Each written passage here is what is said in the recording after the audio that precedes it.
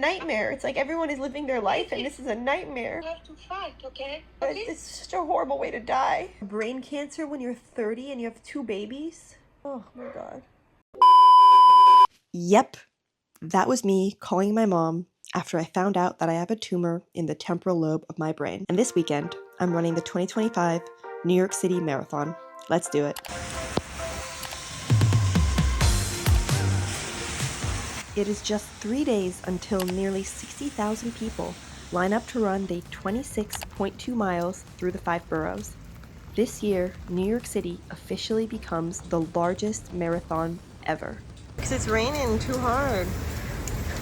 We're starting out this morning in the pouring rain to get some carb loading done with the most efficient fuel, pizza and New York bagels. Physically, our bodies can't store enough glycogen to get us through the entire 26.2 miles.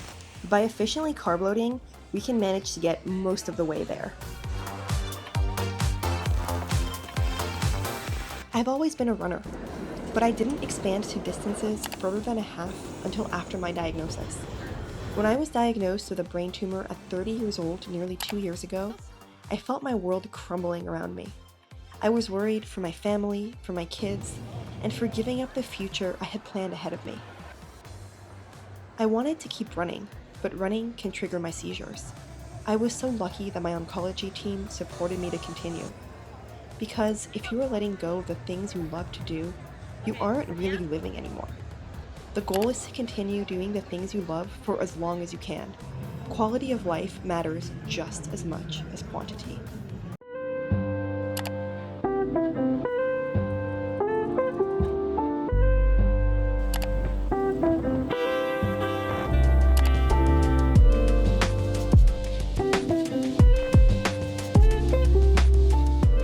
We are less than 2 days from Marathon Sunday in New York City, and I'm super excited. Also a little nervous because my kids, one of them is sleeping right here, have been very sick.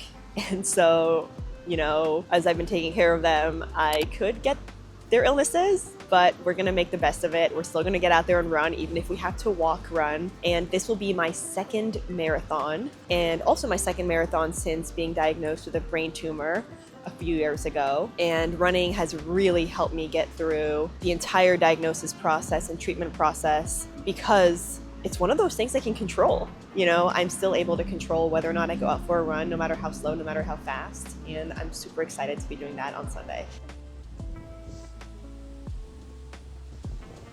Running with a brain tumor has its challenges because I am a seizure risk. I have seizures quite frequently, or more frequently than I would like. I had a pretty bad one at work a few weeks ago. And running is not a seizure's best friend because as you lose electrolytes, you are more likely to have a seizure and create that imbalance in your brain. Training was done under the guidance of my oncologist. My oncologist luckily is a runner, and she's been very dedicated to maintaining quality of life. Quantity of life is important. How long you live is important. But the quality of those days, in my opinion, are just as important. If you have to give up all the things that you love just because you're sick, that impacts all aspects of the quality of your life and your happiness. I'm super pumped for Sunday because it's a little bit of a victory lap, It's a party, it's a celebration of all of the training while having a full-time job, while having 2 kids, while having a brain tumor. And so it's gonna be a good time, I think. New York City really comes out for the marathon. I grew up in New York City, so every single year we would celebrate all the runners. We would go and watch them and cheer them on, and it's really, really a fun time. 2 years ago, I was diagnosed with a glioma in my temporal lobe, but my symptoms actually started about 10 years ago when I was in college. What ended up happening is that when I was in college, I was getting very strange symptoms, very strange episodes where I would lose consciousness. I would basically pass out. I would get dizzy, I would get confused and not know where I was. At the time that I was diagnosed as me being a type A college student with panic attacks, I was given anxiety medication and told to go on my way and to relax a little bit more. Newsflash, that's not what I had.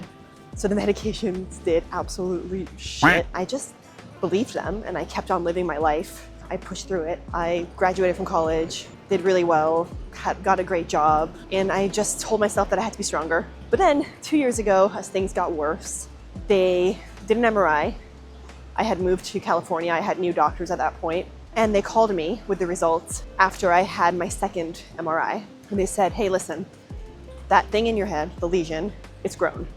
And so next week, you're going to a neurosurgeon and an oncologist. And I was like, what do you mean, an oncologist? Why do I have to go to an oncologist? That's for cancer.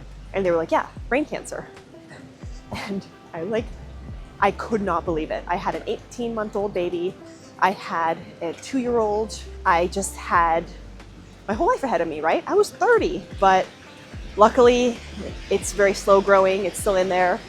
And finally, I was able to get the medications that I needed, which was seizure medications, because I had been having seizures for 10 years undiagnosed. 10 years of struggling, not knowing what was going on with me, and not being listened to. Yeah, it was pretty bad. I have some more info about the whole brain tumor journey and Q&A in this other video. That's not what today's video is about, but the TLDR is that the future is a little bit uncertain because we don't know the exact biology of the tumor, and it has grown a little bit over time since the 2 years that I've been having my MRIs. But for now, I'm just living my life, and I am enjoying all of the days that I have, and I have a new outlook on life, and this might not be what kills me. So there's no point in thinking that it's gonna be what kills me. So many people turn to running as they fight through life's challenges. In a way, running mirrors resilience. It mirrors the mental endurance it takes to keep going mile after mile, day after day, even when you want to quit. Every mile is a choice to keep going. The silence as you work through and put one foot in front of the other is a moment to remember and pay tribute. Isn't he so cute? My husband just got here, so we are going to go pick up his bib now, and then we're going to go to an event for the Brain Tumor Society to prepare for tomorrow. The energy in the city is always so great on marathon weekend. Everyone is so friendly and happy, and it's a little windy, but overall the temperature is going to be great for running. This year, the National Brain Tumor Society raised nearly $500,000 to support those who have been directly impacted by brain tumors, either as a patient, a caregiver, or a family member.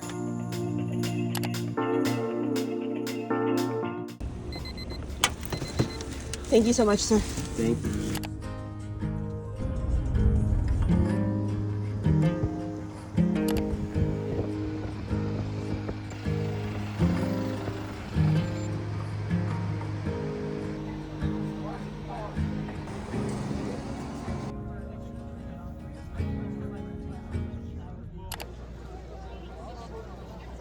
Thank you so much. Thank you. Have a great race. Thank you.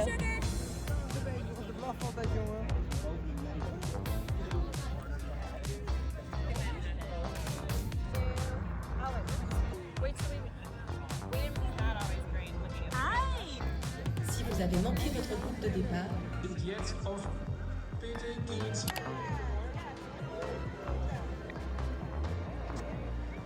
Six-star medal.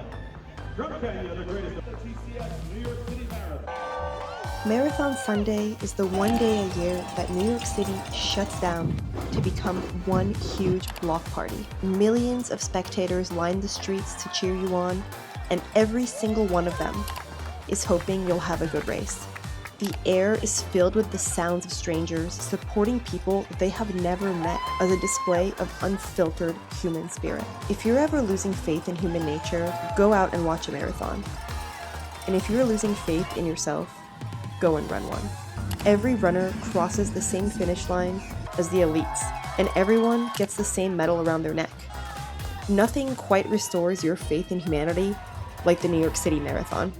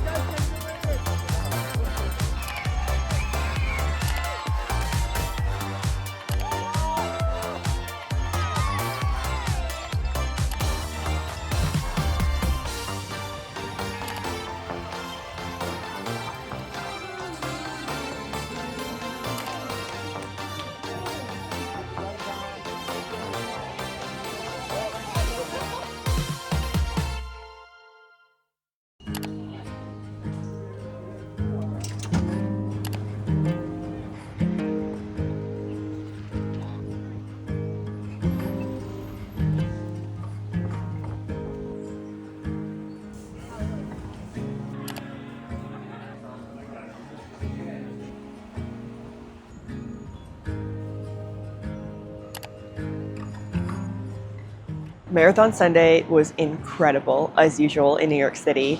New York City shows up on Marathon Sunday. There isn't a single moment except for the bridges where there aren't hundreds of people cheering you on, giving you bananas, giving you food, just words of encouragement for the entire time. And it's just really incredible to see the community come together. I would say out of all the races I've ever run, New York City is by far the most spectators and by far the most encouraging. And it really pulls you forward. You know, when you hit the wall at mile 20, the people who are just cheering for you really help you get through. And it's really emblematic of life, right?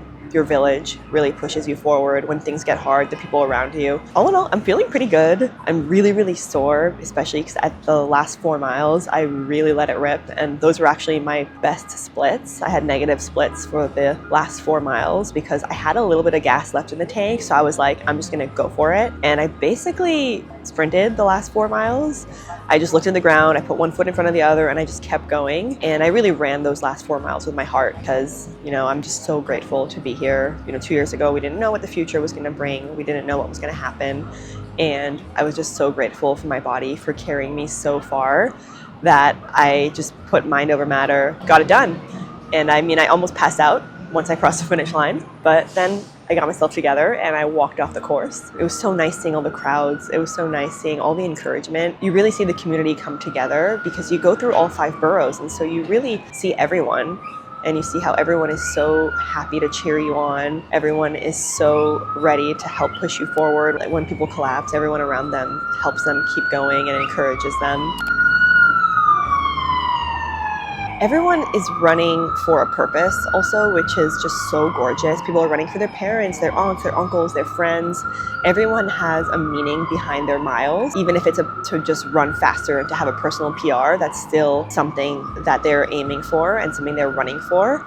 And it's just so inspiring to see everyone come together on this day and just try to do a little better, to give it their all, and to really challenge their bodies. It doesn't matter how fast you go, you're still running 26.2 miles. You're still running a marathon, and that's just so gorgeous. You know, you're running the same amount of miles that the first place runners ran. You're following the same path, and that's just so gorgeous. And I just really love the sport because, you know, all you need is a pair of sneakers and, you know, some encouragement and a goal. And I'm really, really excited for my San Francisco half marathon in February, and then I'm going to be running the Los Angeles Marathon in March, and then hopefully New York City again next year. I mean, it was just by far the best race I've ever done, and it was so fun. There were just so many incredible moments. I definitely ran the race as a victory lap. You know, I just ran it trying to really enjoy all the moments, high five all the little kids who were excited, take the free cookies that the little kids had made, and stop and talk to the crowds. It was just so fun, like best day ever by far. Anyways, now I have to get to work. We have a team offsite this week, which was really convenient. So the whole team is actually in New York City starting today. And so we're gonna have a busy week, but gonna be great. So let's do it. The weather was also perfect. Like it literally could not have been better weather to run 26.2 miles. It just was not possible. It was perfect weather. Considering there was a hurricane on Thursday and high winds until Sunday, it was awesome. It was a miracle. It was great. Let's take a look at the medal for a second because I feel like what they did was super unique and really cool. On the band, they have every single borough written out. What I think is super cool about the medal is that they try to make every part of the race accessible, no matter what your ability levels are, no matter what your challenges are. There are 26 little grooves in the medal, and each groove represents the elevation gain for that mile. So the beginning has like a very high groove because that was the highest elevation gain. When you put your fingers down it, you can feel the elevation gain for all of the 26 miles, which is really cool. And then along the sides, you can see it as well. Everyone is celebrating, everyone has their medals around their neck, and it's just a fun celebration day. We call it Marathon Monday, and everyone's saying congrats to each other. And it's just such a good reminder of the accomplishment that it is to run so many miles over one day.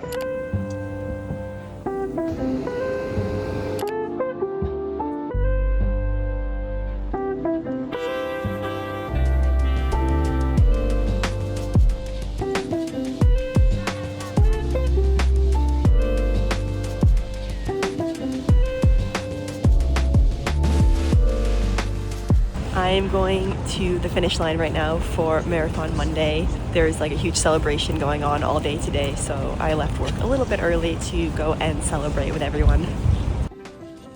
I actually don't remember this part of the race because it was like the last 800 meters and I was just like putting one foot in front of the other and really delirious. But there were so many people cheering here and it was so awesome. The vibes were just like...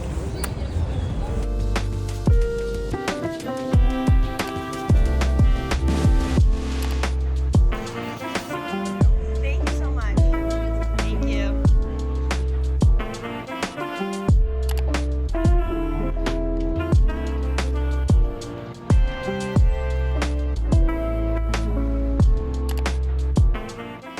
It is many days later. We ended up with a horrible stomach bug and then a family emergency, but I am finally going to go and get my medal engraved with my name and my time. I'm just doing a little bit of a walk down to Central Park South and walking by Lincoln Center. The Metropolitan Opera is right behind me and there's the ballet and the symphony over here in the square, and it's always really nice to walk by when I'm in New York.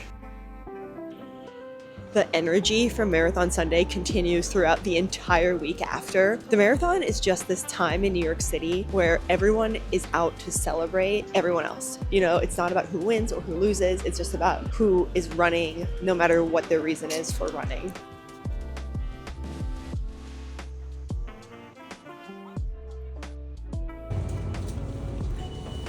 Are you engraving your medal? Yes, thank you so much.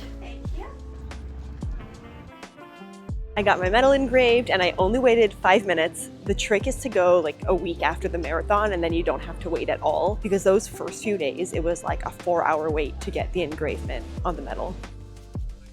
I'm just gonna walk through Central Park all the way back to my parents' place. New York City in the fall is just so gorgeous. All the trees are turning orange and red and the air is so crisp. And I feel so lucky that we got to come here in the fall this year. We don't really get seasons that much in California, which is one of the things that I miss about living on the East Coast. We mainly just get, you know, winter if you go to Tahoe, but overall it's just the same all the time.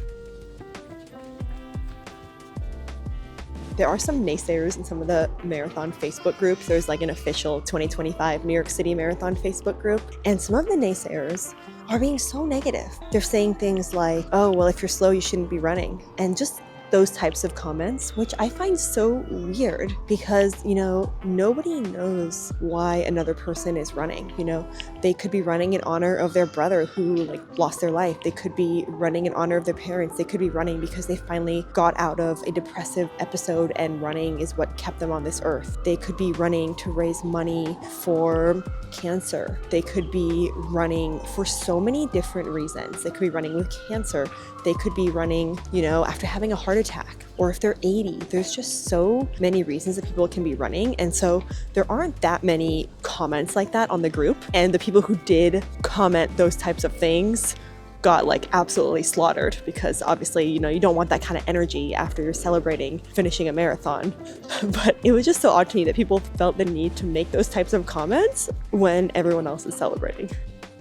One of the things that I find so beautiful about running in general is that it really mirrors resilience, right? Every single mile that you decide to fight through the pain, the tears, the fatigue is a mile that you've decided to keep moving forward. And life is kind of like that too, right? You have challenges and you have no option but to keep on going day by day, day by day. We are heading home tomorrow, so that concludes this New York City trip. Next up, we got the San Francisco half marathon and the Los Angeles full marathon in the next few months. See you next time. Bye.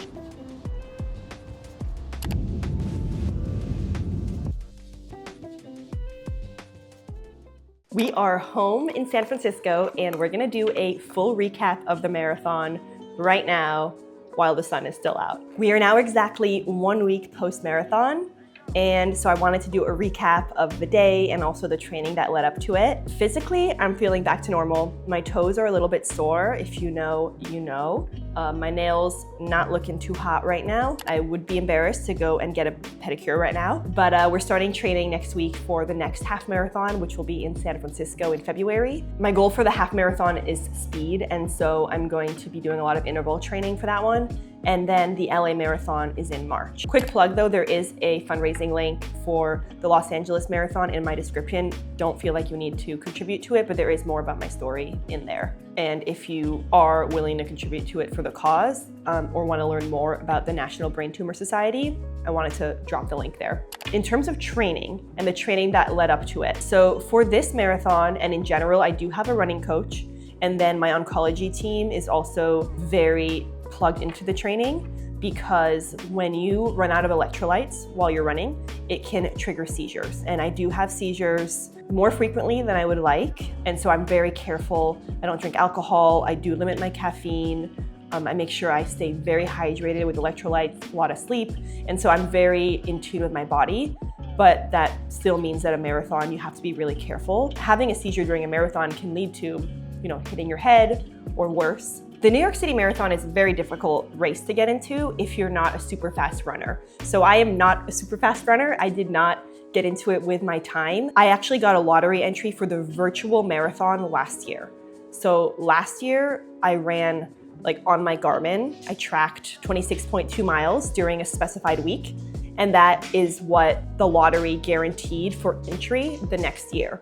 And so I was able to get a lottery entry that way. I did also raise money for a charity though. I raised money for the National Brain Tumor Society, even though the bib was not from them. If you're not familiar, a lot of charities have a certain amount of spots they can give to runners. And that's a way that a lot of runners will get into races that are really difficult to get into. So the athletes raise money, and in exchange, they get a bib so that they can run the race. I do want to put in a plug for the National Brain Tumor Society, because obviously funding is very important for coming up with research advancements and also helping caretakers and patients who are going through horrible diagnoses like a brain tumor. And additionally, brain tumors are actually one of the leading causes of cancer deaths for children under 19. And so I do think that it can impact anybody. I always said when I got diagnosed, it was horrible, but in my mind, the only thing that I thought could have been more horrible is if my daughters had been diagnosed with a brain tumor. So I was like, well, at least it's not them. But unfortunately for a lot of people, their children are the ones diagnosed. And so not only do I personally feel like it's important to raise money for these organizations, I also think that it has an impact beyond even my personal experience. The dog finally settled down. Hopefully you'll stop hearing the clicking clacking of his paws in the background. Let's spend a couple moments also talking about the cadence of training. So I was running 3 to 5 times per week with a very long run every Saturday or Sunday. And my longest run was 22 miles. Leading up to that 22-mile run, I was doing a couple of weeks of 20-milers. I think I did 2 weeks where I ran 20 miles and then 1 week where I ran 22 miles. And so by the time I got to the marathon, I was pretty ready for adding in those extra 4 miles. And anyways, when you run a marathon, you run the last 10 miles with your heart. It's not even really your legs anymore, it's just your heart. And by heart, I mean your inspiration, your motivation, your strength, mentally and just emotionally. And so I was sure I was gonna finish, I just wasn't sure what my time would be. And then for the other runs that I would do every week, so those 3 other runs, I would do anywhere from 5 to 10 miles, depending on the day. And I didn't actually really stress the mileage during the week. As long as I got that really long run in on the weekends, I didn't stress if there was one day where I could only do a 4-miler instead of a 6-miler or an 8-miler instead of a 10-miler. I really made sure that, with a full-time job, a brain tumor, 2 kids, 3 dogs, a cat, and a family, I didn't want to stress myself on making sure I got every single mile, because it's just not realistic. And if you end up stressing yourself over being worried that you're not gonna get every single mile in, you're just gonna be scared to even start training. And that's something that I dealt with in the past, where in my mind, I was like, if I don't have time to do a 5-miler, what's the point? But the point is you still get yourself out there. So some days while my husband was giving the kids a bath, I would do a run on our treadmill downstairs if it was dark out. I would really find times to do those shorter runs whenever I could, even if I couldn't get that final mileage. He's a boy. Who's a good boy? Oh, he's a good boy. Who's a good boy? Calvin is joining us for a moment. The dogs actually did a lot of the training with us. Calvin is a little old now, he's 9, and Samson can only run a couple of miles. So depending on how long the run was, we would take different dogs with us. Our youngest dog is total marathoner. He can run forever. He loves it. But the other ones were obviously careful since they're a little older and have different athletic abilities. Okay, get down my love. Ooh. Let's go through the whole race morning from the beginning. I was on the bus that departed, I believe it was 5:30, but the loading started at 4:45. And so we left our house around 4:15. We took a lift downtown. And when you get downtown, the whole city is decked out for the marathon. There were 20 blocks just of buses. They had city buses, they had like those charter buses, those Greyhound buses. They even had buses from the student shuttles up at Columbia because they needed so many buses to transport like 50,000 people to the start line. So we loaded on the buses, we left right at 5:30, and it was a party on that bus. There were people from all over the world. I was on the Athletes with Disabilities bus, and the people on that bus are just like next level. Like those people are incredible. We had like blind runners, runners with prosthetic, duo teams where somebody without a disability will push somebody in one of those wheelchairs. They're like very aerodynamic. They have like 3 wheels, and so they would push them for the whole 26.2 miles. There was somebody who was running with cerebral palsy. Doctor said he was never gonna walk, and he finished the damn marathon like a freaking legend. I'll put his Instagram info up here. The energy on that bus was just unparalleled. You know, everybody on that bus was just so grateful to be there. It was just the best vibes. It was quite a long ride, probably about 2 hours to get to the start line. And then we got off the bus and got to the start village. And the start village was fun. It was all the people just ready, celebrating, waiting for their start times. There was coffee, there was food, bagels, lots of porta potties because, you know, if you know, there is a routine you have to do before you run a marathon. And so luckily at that point, the porta potties are still clean. But I gotta tell you, as you get further and further in the race, some people do not quite make it to the bathroom. Let me just say, and bless them. I'm so sorry. And I hope they did okay for the rest of the race. We've all been there. It's just part of the game. And so all the athletes line up. The athletes with disabilities and the more elite runners start earlier on in the day. And then there are start times all the way until 11:30 a.m. And so we started around, I believe it was 9:10 or 9:45. And when you get to that start line, it's just a party. I mean, I think this marathon is just one huge party. It's like a victory lap for all the training that we've done. You know, the marathon is only a couple of hours of your day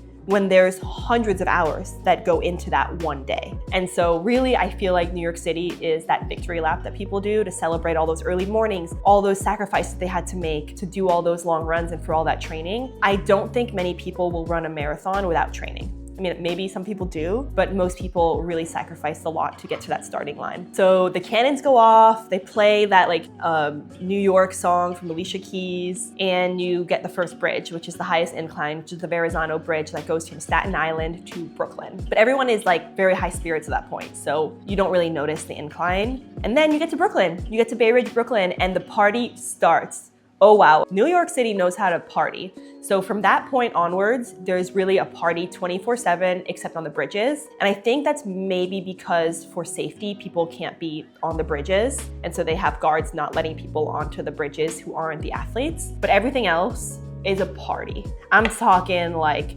slices of pizza, pickleback shots, dogs getting kisses, whole bands, these incredible signs, little kids like giving out free cookies, bananas. I'm gonna be honest, at first I was like, should I be taking food from strangers? And I did, and I'm fine. And I think that it's fine for the New York City Marathon. I got some bananas, I got some candy, lots of high fives. And yeah, you go through Brooklyn and it's really cool because you get to see all the different neighborhoods as you are running. After Brooklyn, you end up in Queens. And I would say Brooklyn and Queens, the spectators it was so cool. It seemed to be more the people who lived in the neighborhoods, whereas in like Central Park, it seemed to be more people who had traveled to New York City to come and cheer on the marathoners. And so it was like both vibes were incredible. It was just a different vibe because you get like the culture of each of the neighborhoods as you're running, which is so cool. Brooklyn and Queens really showed up. So there is one part of Williamsburg that is known as the Silent Mile. It's the only mile that doesn't really have people cheering. There's a couple of people who come from like the outskirts of Brooklyn and come in and cheer, but it's a neighborhood where the people who live in that neighborhood don't believe that it's modest for women to be running, right? We got our short shorts on, a lot of people have their sports bras. And so the people in that neighborhood, they actually put up signs before the marathon saying, you know, don't go watch the marathon. And so that mile, it's kind of sad. It's like really quiet, but you know, that's part of, I guess that's part of the culture of that neighborhood. But once we get past that neighborhood, it was back to lots of cheering, and it's like a very distinct line where suddenly the cheering starts again. And it is an interesting thing to run through, where you go through like all this cheering when people have the bells in your face, and then suddenly it's quiet and there's not one person out. Like everyone's hiding in their houses. Yeah, and then we ran through downtown Brooklyn, Williamsburg, and then you go over another bridge and you end up in Queens. And Queens, awesome. There was like so much partying there. People were running outfits, I saw some guy running in a Speedo, I saw some guy running in high heels, someone with no shoes on also. There's like a whole cast of characters, and I love it because it's so New York and you really feel the New York energy. Once you get to the end of Queens, you start to see people struggling, myself included. I had a moment where like I had to really snap back into it. I think a marathon is a lot of a mental game as much as a physical game, and how you get through those harder moments. Luckily, I think in a marathon like New York City, it's a little easier to get through those moments because there are so many people pushing you to keep going, even in the runners. I saw people lifting others off the ground. I saw people helping like with cramps and like helping people put like that BioFreeze spray on them when their muscles were cramping up. Miles 15, 16, and 17 I thought were pretty hard, but once you get into Manhattan and you get off of that really quiet bridge, you know, the party starts again. And then people start to pick it up again. You go up the east side of Manhattan and then you go into the Bronx, and the Bronx also lots of partying. You know, I think that's kind of a theme for the whole marathon, like just a huge block party. And then you get over that last bridge. There's a part of the bridge where a lady has this tradition of having her students, she's a teacher, write on a heart the names of people that the athletes are remembering. So a few weeks before the marathon, she gives out a Google Doc and you can enter in any of the names you want labeled on that bridge. And so I put in my grandparents' names, and she stands there with all of the hearts lined up on the bridge, and you get to go and see the name of the loved one that you're remembering. I started tearing up at that point because I was so tired, and it was just so nice to see my grandparents' names on that bridge. They were, I mean, all athletes really. They all lived like such long and healthy lives, and they were just such a great inspiration for me, and just really a good inspiration into like healthy living and pushing yourself. And so that was really nice, and it gave me that push to just keep going. That was about mile 20. And then my kids were waiting at mile 22. And so that gave me another push. And honestly, I was feeling so great from all these moments of endorphins and dopamine that's when I really started going super fast for me. I like increased my time by 2 minutes per mile, which for me is like not that common, especially when you've already run 22 miles. And then the final straw is that I ran into my coach. She was waiting around mile 23 when you enter the park. And she was like, just go for it. Like, just let it rip, empty the tank, and finish the job.